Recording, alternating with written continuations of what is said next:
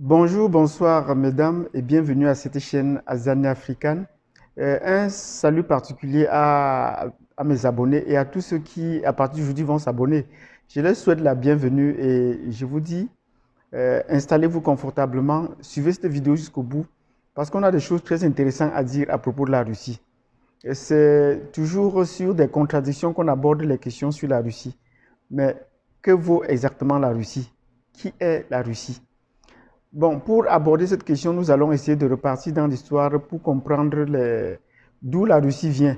Et certains auraient bien compris déjà que la Russie, c'est l'ancienne Union des républiques socialistes et soviétiques qu'on abrégeait par URSS. Avant cela, la Russie, avant 1921, la Russie s'appelait également, l'URSS s'appelait également la Russie. Donc elle a subi des changements. Elle est partie de la Russie à l'Union des républiques socialistes soviétiques, l'URSS, pour revenir encore à la Russie. Comment comprendre ces changements à l'intérieur de la Russie même et son impact sur ses relations diplomatiques et géostratégiques à travers la planète et vu sur un angle précisément africain. Comment on évalue dans ce contexte les relations entre la Russie ou l'URSS d'hier et l'Afrique? Comment l'Afrique perçoit les coopérations avec les Russes? Parce qu'une nouvelle page des relations entre l'Afrique et la Russie est en train de s'ouvrir, pas de se tourner, de s'ouvrir, avec le sommet dont on parle tant, le sommet qui a eu lieu entre l'Afrique et la Russie. Les répercussions vont être assez importantes. Et la plupart des commentateurs et analystes s'étendent déjà long en large sur les coopérations qu'ont signées les pays africains et la Russie. Et une des coopérations qui a le plus marqué, qui marque plus les gens, c'est la coopération nucléaire. Parce que la Russie, en signant des coopérations nucléaires avec les pays africains, est en train de démystifier ce mot de nucléaire. Quand on voit souvent un scientifique dire qu'il est spécialiste des questions nucléaires, la fission nucléaire ou de tout ce qui a trait au nucléaire, la bombe nucléaire, ça fait peur. Mais la Russie est en train de démystifier cela. Je me souviens dans les années 90, ou surtout après l'explosion de la centrale nucléaire de Tchernobyl, certains États comme le Gabon avaient l'intention de s'offrir les centrales nucléaires pour alimenter toute l'Afrique centrale en énergie. Mais on lui a dissuadé disant que ce serait très dangereux si il survenait une explosion comme celle-là. C'est toute l'Afrique centrale qui devait être polluée, définitivement radiée de la planète, ainsi de suite. Bon, ben, qu'est-ce qui s'est passé pour que ça en arrive là? Bon, aujourd'hui, la Russie est en train de revenir en force avec les coopérations nucléaires des pays africains. Et lors du récent sommet qui a eu lieu entre l'Afrique entre l'Afrique et la Russie, euh, il y a eu 21 pays qui ont signé des coopérations nucléaires avec la Russie. 21 alors qu'on annonçait on a annoncé près de 40 chefs d'État qui étaient présents, dont 21 ont signé. Ça veut dire que plus de la moitié. Mais déjà sur le terrain, qu'est-ce qui se passe? Avant le déploiement de cette conférence, avant le déploiement ou l'ouverture de cette conférence-là, des pays comme le Rwanda, l'Ouganda et même particulièrement le Kenya ont déjà signé des coopérations militaires nucléaires avec la Russie. Donc il était question pour ces pays de construire des centrales nucléaires pour s'approvisionner en énergie nucléaire. C'est vrai que du point de vue diplomatique, la Russie annonce que c'est un usage pacifique et un usage amical. Bon, on sait ce que cela pourra donner par la suite, peut-être. Mais nous ne prêtons pas encore le flanc. Laissons voir comment cette énergie nucléaire pourra apporter un changement dans l'espace, dans la vision, dans le positionnement géostratégique de ces pays, dans leur sous-région, même sur le continent africain et pourquoi pas à travers la planète. Donc, si 21 pays ont déjà signé cette coopération-là, c'est une avancée déjà. C'est une avancée et un changement de paradigme. En plus de cela, à côté de cette signature de la coopération, de la présence nucléaire russe en Afrique, nous allons dire que la Russie était déjà également présente avant cette coopération. La Russie était également présente en République centrafricaine. Depuis une dizaine d'années, la République centrafricaine est dans un tourment où les Français, en revenant à plusieurs reprises, n'ont pas pu installer la paix dans ces pays. Et le nouveau président a donc décidé de se tourner la page. Qu'est-ce que les Français font alors que pendant plus de 10 ans, ils ne parviennent pas à rétablir la paix?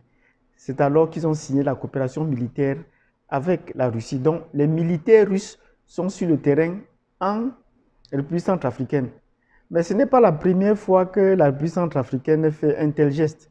La République centrafricaine, déjà sous Bozizé, avait signé des accords militaires avec la République centrafricaine.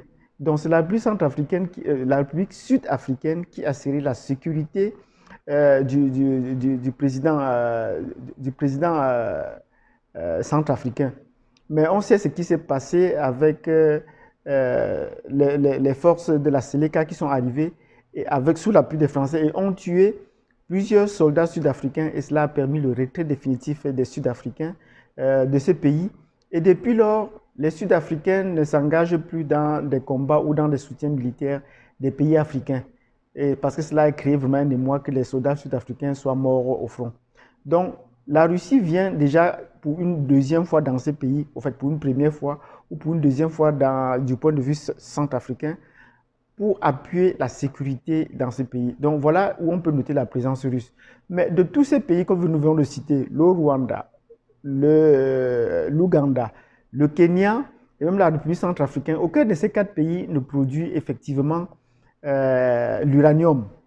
L'Afrique est un grand producteur d'uranium parce que bon, c'est à bas coût qu'on peut le produire et puis même les morts qui peuvent s'en suivre peuvent être minimisées. La production d'uranium, l'uranium existe ailleurs, des autres continents comme l'Australie, en Amérique ou même en Asie, on peut avoir de l'uranium, mais malheureusement on ne peut pas l'exploiter parce que le coût humain sera très grave, l'impact sur l'environnement également. Mais c'est en Afrique qu'on peut exploiter facilement l'uranium. Donc les pays qui produisent l'uranium jusqu'à présent, le premier à produire l'uranium, c'est la République démocratique du Congo. C'est ce pays dans le Lubumbashi, est la capitale du Sud, qui avait produit l'uranium qui a permis de fabriquer la bombe de Nagasaki et de Hiroshima. Donc, si l'être humain a utilisé pour la première fois la bombe atomique, c'était dans ce conflit de la Deuxième Guerre mondiale où les États-Unis sont la seule puissance jusqu'à présent qui a pu déployer l'énergie nucléaire ou l'énergie de destruction massive contre les populations ou dans une guerre. Et pour cette raison, elle voudrait dissuader tous les autres d'en faire autant. Donc, la République démocratique du Congo actuel, qui s'appelait avant le Zaïre, produisait déjà l'uranium et cet uranium a servi à cette bombe nucléaire. Mais actuellement, la position d'uranium dans la République démocratique du Congo est peut-être en berne ou peut-être en retrait. Mais le pays qui vient en force dans la production de l'uranium sur la planète, c'est le Niger. Le Niger est grand producteur d'uranium, mais ce n'est pas le Niger qui produit cet uranium ou qui vend cet uranium. Le pays qui vend le plus d'uranium sur la planète, c'est la France. Donc la France, à travers sa compagnie qui s'appelle Areva, installée au Niger depuis une trentaine d'années, s'exerce à exploiter dans le nord du Niger en dégageant effectivement les populations, en les expulsant, où ceux qui vont résister vont être irradiés, dont on n'en parle pas. C'est la France donc qui produit l'uranium et la vend à la plupart des puissances. Donc c'est un minerai hautement stratégique qui serait important de comprendre l'importance. Donc la Russie arrive donc dans des pays qui ne sont pas producteurs d'uranium, mais qui vont mettre en place cette technologie d'utilisation de l'uranium à des buts civils déjà. Ben, vous savez que l'utilisation de cette énergie peut alimenter toute l'Afrique. Une seule centrale pourra alimenter toute l'Afrique au regard des besoins minimaux. D'autant plus que pour le moment, il n'y a que l'Afrique du Sud qui utilise les centrales nucléaires pour s'alimenter, pour produire l'électricité. Ben, cette énergie est appelée à se réduire. Un autre pays qui a la coopération actuelle avec la Russie, c'est la République sud-africaine. Dès le premier jour de ce sommet, entre l'Afrique et les pays, entre l'Afrique et la Russie a envoyé ses bombardiers avec des charges nucléaires, avec possibilité de port de charges nucléaires en République sud-africaine. Et vous voyez donc, vous allez voir en image donc ces Tupolev de dernière technologie, de dernière fabrication en Afrique du Sud. Et ça, c'est un signal fort. C'est également pour marquer son territoire ou marquer sa présence. Donc voilà les raisons qui ont, voilà, c'est pas la conséquence ou les conséquences de ce sommet sur le terrain. Donc l'impact est déjà plus palpable que les autres sommets dont on en a compris parler ou dont on en a parlé, mais qui n'ont pas eu un effet immédiat sur le terrain. Nous attendons encore comprendre ce que les Japonais ont proposé ou ont fait avec les pays africains. Nous attendons encore voir, pour le sommet chinois, bon, c'est déjà peut-être une continuité, c'est même une répétition, mais les États-Unis ne sont pas restés de moindre, mais on n'a compris aucun accord. Ben, parce que dans les précédentes rencontres avec les États-Unis, l'Afrique bénéficiait peut-être d'une entrée de 30% des produits africains sur leur territoire, mais ça n'a jamais été atteint. Et on n'a jamais pensé réviser ces accords pour voir comment est-ce qu'ils pourraient être avantageux pour les pays africains. Donc voilà autant de choses qui sont à mettre en avant ou qui sont à mettre, je ne sais pas, dans le crédit des relations de la Russie avec l'Afrique. La Russie est en train donc de marquer son territoire et est en train de se positionner stratégiquement sur le territoire à l'heure où on prépare la Troisième Guerre mondiale. Si vous êtes intéressé et si ce que j'ai dit ici vous a intéressé, n'oubliez pas de partager, abonnez-vous parce que nous allons revenir dans d'autres émissions, dans d'autres programmations pour analyser de façon fine, pour analyser en profondeur les relations de l'Afrique avec notamment la Russie. Parce que même il y a plusieurs années, on parlait déjà d'une coopération entre le Nigeria et la Russie pour la production des Kalachnikov sur le terrain en Afrique, ce qui pourrait changer la donne dans la production ou la gestion des matières premières. Sur ce, je vous dis merci de m'avoir écouté jusqu'à la fin. Mettez un pouce si vous avez été d'accord. Et si vous n'êtes pas d'accord, faites-le nous savoir. On pourra toujours apporter des changements à cette production et ainsi améliorer la qualité de la production avec des éléments nouveaux. Je vous souhaite une excellente journée, une excellente soirée et on se dit à plus tard.